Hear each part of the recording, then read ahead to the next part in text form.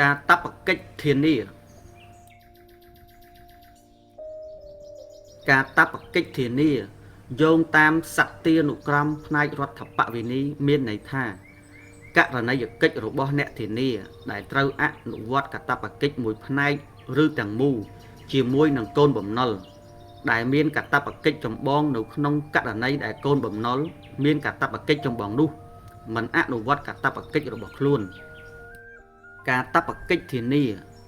តាមន័យទូទៅសំដៅដល់ការផ្សំន័យនៃពាក្យកាតព្វកិច្ចនិងន័យនៃពាក្យធានាកាតព្វកិច្ចធានា guarantee obligation obligation de garantie រៀនដើម្បីខ្លួនយើងគ្រួសារយើងនិងប្រទេសជាតិរបស់យើងសូមអរគុណ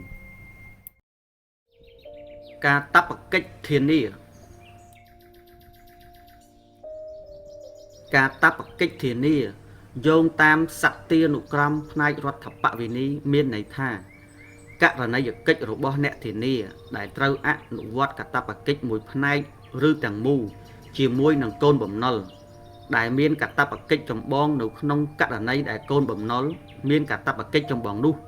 មិនអនុវត្តកាតព្វកិច្ចរបស់ខ្លួនកាតព្វកិច្ចធានាតាមន័យទូទៅសំដៅដល់ការផ្សំន័យនៃពាក្យកាតព្វកិច្ចនិងន័យនៃពាក្យធានា